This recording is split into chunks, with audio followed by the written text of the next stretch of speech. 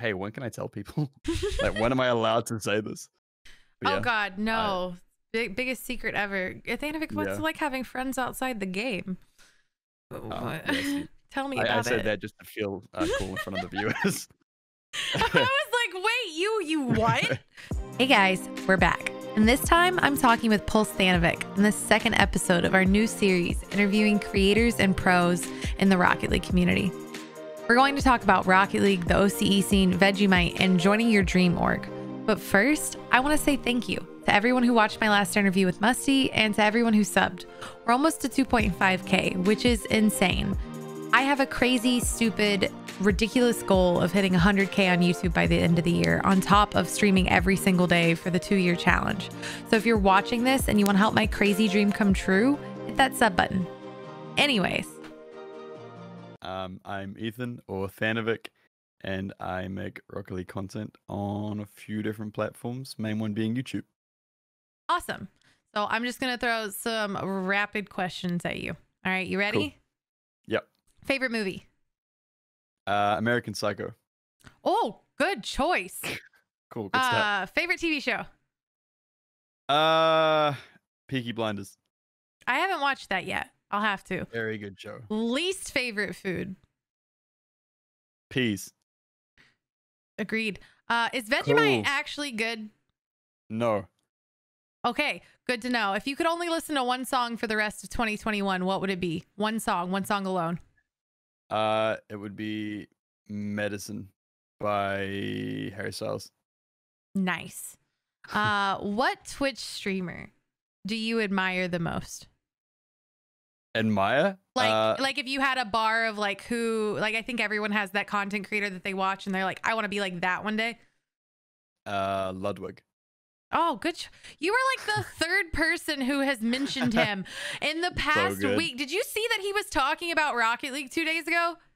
Really? Yeah. Like, did he like it? Yeah. Well, I came in at the tail end of it, but he was like talking about Rocket League and esports and like all of his chat. For reference, from whatever day this is, I'll edit for whatever date this is that this gets posted. But yeah, he was talking on Twitch about it. And I came in and his Twitch chat was talking about how like RL esports and things like that, or like how pro level Rocket League is so hard and stuff like that. And I was like, that's what we like to see from big streamers. Yeah, no, that's freaking awesome. Okay, but talking about Rocket League, so switching over to Rocket League, but kind of the same question. What pro player do you admire the most?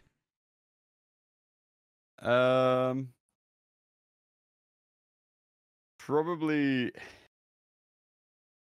it's a toss up between Fairy Peak and Joyous for different reasons. Both Fairy Peak for like the stability and like the mental side of the game and just being so calm and collected, and Joyous for the like mechanical side of the game. Both very, very, very good players. I've had a lot of fun watching EU split this past week, and it was so good. It was so good. It was so good. Okay. You can only use the Grog or the Scarab for a month. Which one are you picking? The Grog, easy. Yeah. I'm not touching the Scarab. I had to use the Scarab for a week recently. How was that? It was horrible, and I never want to do it again. I didn't think, you hear all those talks, like we always, like everyone gets on social media or whatever, and they're like, this is the worst car. This is the worst car. And you think that for the most part, they're all exaggerating, because for the most part, most cars are the same. I stand by it. Most of them are just the same, and it's just personal preference. But the Scarab sucks. Scarab is another breed. The Scarab is horrible. The Scarab is horrible. I think I played, I don't know how many games I played, and I think I still only won one overall. But the satisfaction of dunking on somebody in a Scarab is unparalleled. Yeah, pretty fair. Not worth one up in that car of all cars, Not worth the rest of it though. Okay. Yeah. Fair. What is your go-to training pack at the moment? I have been doing a lot of Ultimate Warm-Up by... Oh, I can't remember who made it. It's like a 50 pack. It's kind of challenging. It's pretty challenging when you start doing it, and then once you do it like every day, it gets a bit easier. For like a big 50 pack warm-up training pack. What's a training pack you'd recommend for people just starting out on Rocket League? There are a few beginner ones. The one I did, which I think helps with basic aerials is one that Psyonix made called Cherry Picker. That was the like started way back in the day. It's like 7 packs, and it's just you don't have to aerial too much, but it's like small jumps where you just have to angle your car slightly. Yeah, that sounds like a really good one, especially for people looking to make that jump into aerial. I think that's the Yeah. most common That's the big question one. from new people. Yeah. That I get, you know what I mean? Or that I think a lot of people get is it's either how do you like flip reset, or it's like Yep. how do I aerial? How to Yeah, those are aerial. the big two. Because that's the big jump there. You go from aerialing and then you immediately flip reset. No, Yep. no Yep. gap in between there. It's- All right, best decal in the game.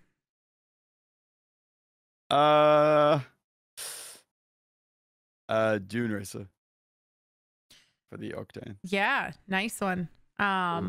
Okay, not so cosmetic. What do you think was the thing that made you love Rocket League? The skill ceiling. Wait, not so Yes. cosmetic? Cool. Yeah, no, Yeah, exactly. the skill ceiling. Going into a game, putting in like 500 hours and still being nowhere near good enough to understand what's going on. I was like, okay, this is solid. Until that point, it was just watching a lot of the high level gameplay and seeing how far I had to go to be like, yeah, this is going to take ages. And that kind of competitive aspect kept me going. I think that I talked about that a few times too, but I think that's the amazing thing about Rocket League compared to a lot of other esports. Why people enjoy it is because it's constantly changing and somebody's constantly coming into the scene that's better, like arguably better. There's no like you look at other things and you're like, well, he's better, and then the argument is like, or you know, in other esports or in other sports, like you look at somebody and they're like, yeah, well, someone's done that before, but there's always somebody who's going to come in and do something that you haven't seen or do it exponentially better. Evolving. There's no cap to the things that you can accomplish in Rocket League. Here's something I wanted to just address since we started. It just didn't go with the flow of the interview. You just joined Pulse. You just joined Pulse. Talk about that. How awesome is that? Yeah, that was cool. That was something I had like. I'm friends with a whole lot of the Pulse guys, and I kind of joked about it because obviously I'm nowhere near like good enough to join as a freestyler. And I kind of joked about it for a while, being like, yeah, 2021, we'll join Pulse by the end, blah, blah, blah. And then I spoke to OSM a bit, and he was like teaching me how to do some stuff. And then MK kind of messaged me, and he's like, hey, do you want to join as a content creator? And I was like, this works. This is a bit easier than my plan, but sure. And so I was like, cool, that's insane. See, that's what I think so cool about it is because everyone, like when you think of Pulse, you think of the freestylers. So not gonna lie, when you first made your announcement, my head kind of did a couple cartwheels. And I was like, a lot of people did. I think they were like, how did he? So that's fair. I just, I stopped watching for like a week and suddenly he's a freestyler. No, I think what's really awesome is because you are the first content creator for Pulse, right? That isn't a freestyler per se. Yes. Yeah, I think so. There's like because they all create content, so that was a weird sentence. Yeah, I think so then. Yeah. No, and then that's really, really cool. How excited were you about that? Like when he finally came and he was like, would you want to do this? Yeah, I pretty much I was instantly like, I can't tell anyone yet, but I was like, damn, man. Like, I was like, none of my real life friends will understand this. No one that I actually know outside of the game, but anyone inside of the game, I can't tell. So I was like, But yeah, I was like over the moon. I was just constantly messing like MK being like, hey, when can I tell people? Like, when am I allowed to say this? But oh God, no. Biggest secret ever. Thanovic, what's it like having friends outside the game? Tell me about it. I said that just to feel cool in front of the viewers. I was like, wait, you what? You have people that don't get Rocket League? My room, man. No. I think that's a thing that everyone as content creators, try to find is that like that difference between like real life or not real life. Jesus Christ, this is like the outside of online and outside of content creation and balancing and content creation and online. So it's really nice to see people who can, find that balance sometimes and still have a good life. outside of it. I can't relate. I don't know what it's like to go outside anymore. I mean, fair enough. No, but yeah, so you just joined Pulse, and all of that. You are one of the fastest growing Rocket League YouTubers, and arguably one of the largest, if not the largest, in OCE at the moment. And your streams on top of that outside of YouTube are blowing up. I don't know if you're posting on things like, you know, Instagram and TikTok and things like that, but everything you're doing is blowing up. How does it feel to have so many people going to you for content or for advice or for learning how to get better at the game? It's kind of strange because I think as you get better at the game, you understand that you know less about the game than you thought you did. So like that's why you see pro players and like even pro players be like, "Nah, I'm playing bad," or like, "I'm playing trash," and they'll be, you know, like Black insane. profile pic. Yeah, yeah, exactly. Like that thing where they're like, "Oh, I'm slumping," and their slump is like way better than anyone can ever do. And it's just people who keep coming up and they're like, "Hey, like the one I've been getting recently, which is kind of taking me back, is like, you inspired me to blah blah blah, like start streaming, start playing, to try and get better." And like, it feels weird just being like I know, a 22-year-old kid who just doesn't leave his room and constantly like loses all his games. And I'm like, yeah, I'm not playing very well. And then there's people being like, "How did you do that?" And I'm like, "Oh no, dude, I threw the game." And they're like, "No, no, how like," and they're just like so invested. It's just kind of insane. Like, No, but see, it's the yeah. mindset. You're a 22-year-old role model who doesn't leave his room and loses all his games. True. And that's what's to remember. No, I think that's really cool in the Rocket League community. Unlike a lot of other like YouTube communities or Twitch communities, like in the gaming realm, is that it's really personable for Yeah. people. I think us content creators in the Rocket League community, and I'll say it, I'll put my foot down, do as an overall whole a lot better than a lot of other games that like actually getting to know our communities and Yeah, I agree with not that. just creating content for growth, creating Yeah. content to help people. Yeah. To help people stream or to help people, you know, get better at the game that we're playing and the game that we're creating content around. Like comparison to like other games, which are wonderful and their content creator scenes are fantastic. But Rocket League content has a tendency to be more educational. Yeah. And more like even in the most entertaining sense, it's still like teaching you the things that you can do with the game and new things that you can do in the game. And easier Agreed. ways to do this. And so I really love that. And so it's really nice to see people, YouTubers of all different sizes and Twitch streamers of all different sizes, you know, still be able to go in there and get to know people and to create content and being aware that it's very easy to become a role model in the Rocket League Yeah. community for someone. You have no idea who's watching your content and is learning from you. You might feel like you're Yeah. just like goofing off. And there are people who are like, wow, I want to goof off that well. That's exactly it. Like, there's an audience for everyone, and especially in Rocket League, where even your worst day, you've got a new player start in the game who's like, can't imagine what it's like to be at that level.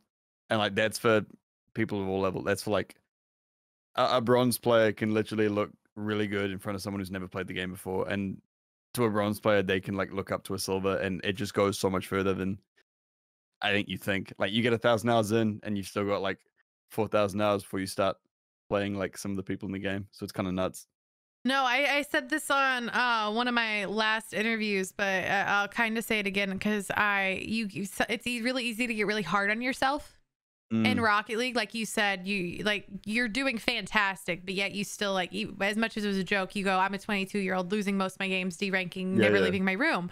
You know, it's really easy to get really hard on yourself in Rocket League and your gameplay. And so it's gotten to the point where like people will come into the stream, and because I compare myself so much to the people I admire and I like watching, that I'm like, I'm just doing so bad. I'm doing so bad. I'm doing so bad. I'm like absolute trash.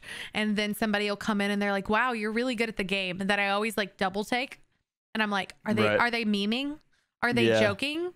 Are they joking? You know? But then you realize that some people like you just said, you could be bronze and they'd come in and they're like, wow, you're really good, because they've never played ranked and they just started playing the game or things like that. And they don't take it like the next level of ranking up seriously. Or you have people come in you know, who are gold for a while and they've been stuck there for a couple years. And you might not realize that even though you feel like you're progressing slowly, there's people who've been playing longer, Yeah. who are still like a little, like I get it hard. Like I have 3,000 hours. So I'm at that point where people are just absolutely like, that sounds like a stupid number. Like, why aren't you one of the best players in the world? And I'm like, but I'm also a content creator. Most of those Yeah. hours aren't spent like in training and Yeah. It's different content wise. yeah, It's just, it's different content wise. So I think content creators, especially because we deal with the brute force of people constantly like addressing our ranks. Yeah. We do. Addressing and comparing is just Yeah. massive in the scene.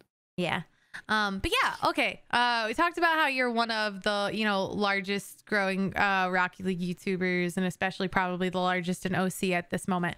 I see this conversation happen a lot on Twitter, and I can't, you know, ever talk about it personally because I'm not there. But what are some things and opportunities you'd like to see happen for the OC Rocket League scene?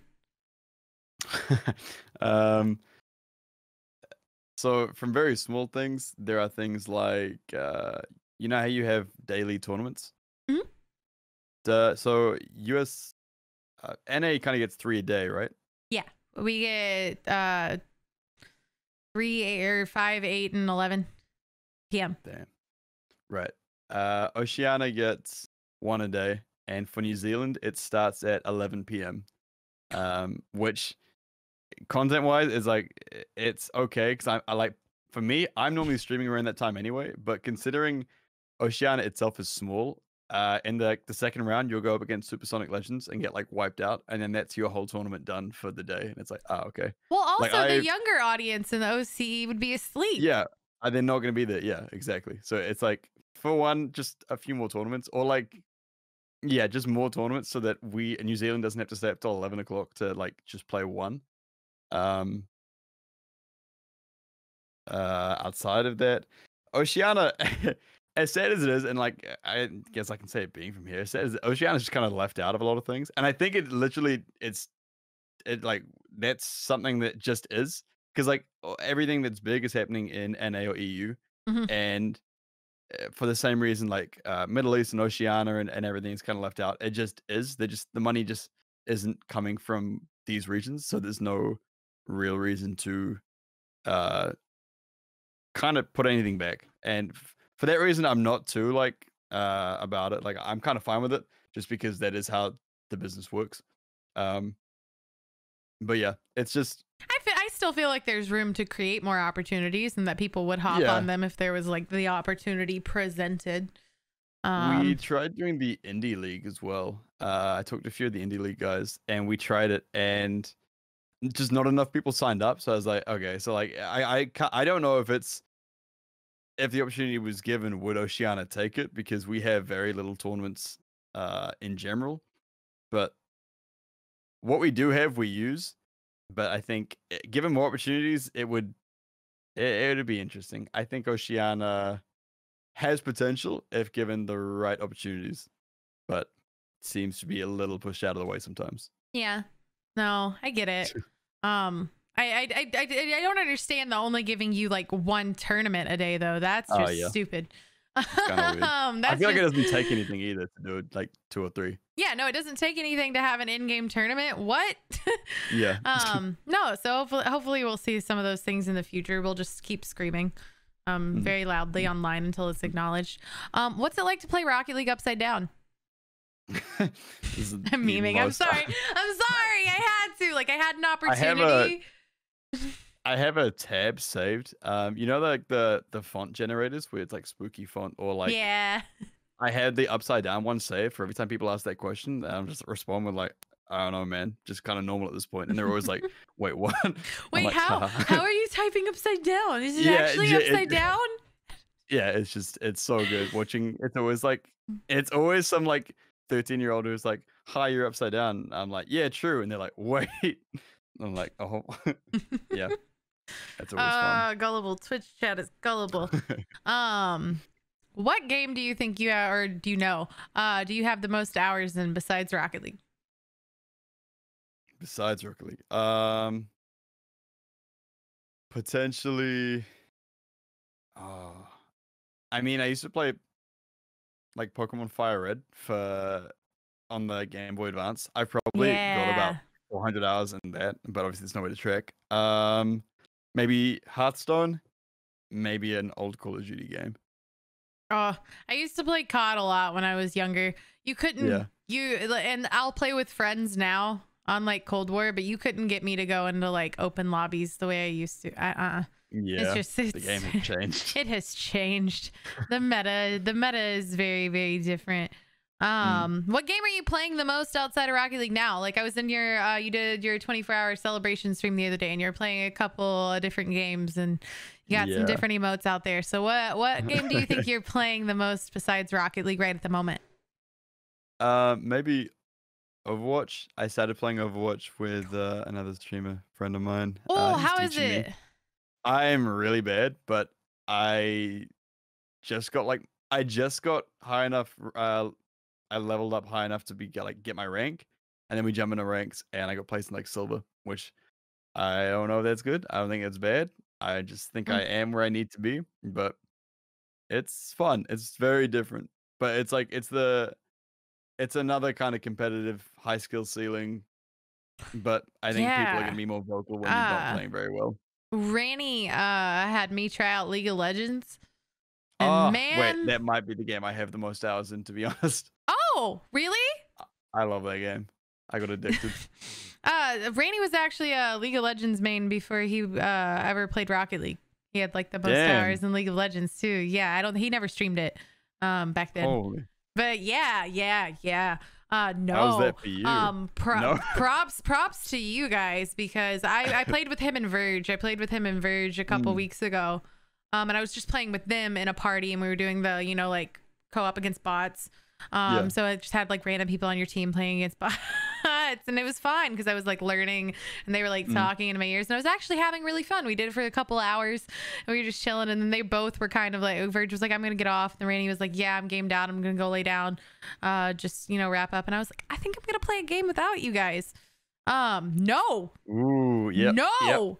No, fun. I've never been. Like, you think Rocket League is toxic? Yep. You think I was in a co-op game against bots. I was in a co-op game against bots, and like apparently I didn't like hold the line or the lane or whatever, and I like ran to do something, and then I went in a different game, and this guy in the chat just started like paragraphs at me, and he was like, what are you doing? And I was like, this is my first time playing. And he goes, I don't care. He goes, I don't care. He was like, hold the lane. He was like, I've never lost against bots before. And I was like, oh, okay. Oh. They're that game's pretty brutal, honestly. Oh god, yeah, no, but I'm trying to like take my streams, like sometimes at the end of them switching games, finally I like Rocket Leagued myself to the point where like I just can't do it for 24 hours anymore like I used to. But the benefit, at least, is like when someone yells at me in League of Legends about being trash, I'm like, yeah, I don't care, this is not my game. It's not your game. It's like, yeah, okay. Somebody came in. I've been playing a lot of Cold War, and somebody came in and they were like, you're really bad at this game. And I was like, yeah, it's called 3,000 hours in Rocket League. I'm really bad at that game too, but at least I care. It's that thing. People just, no. There's toxicity everywhere. It's just nice to play a game that I don't care if I'm not like the best person at. But then I switched to Rocket League, and I'm sitting here and I'm like halfway decent, like I'm obviously my rank, and I'm like statistically better than the people ranked below me, and then I'm just like, no, why can't hit ball, worst player in the world, trash, agonize, just like go cry in the shower. Yeah, no, okay, so we're gonna wrap this up, and I hope you've had fun answering some questions here and there, and I've had a lot of fun talking to you. But before we go, you just like we said, you're absolutely killing it in content, and to the point you just joined your dream, I think your dream clan or org, and you're like the first content creator for Pulse, and and all of that. So do you have any advice for anyone listening or watching, for anyone who is like really pushing to join their dream clan or org? Well, first thing I would say is become like get to know the current players. Like I have known a few of the Pulse members for a while. For a few weeks before I knew they were gonna message me. For a few weeks before that, I was constantly in their streams talking to them, just getting to know them. It does help that I have some sort of following behind me already. But to join, I think it's look at the prerequisites, like look at what they have and what they've kind of got in the players that they have. Like for example, uh take Space Station. They've got signed 10 of you, I think, is it? 10 content creators? 13 Rocket League content creators. Wow. So Space Station 12 now technically, but there were 13 of us. So Space Station like did, I think, really well. I think it was obviously the only team to do it, to just use streamers as a way of like gathering a whole lot of content creators in one place and making a team out of it.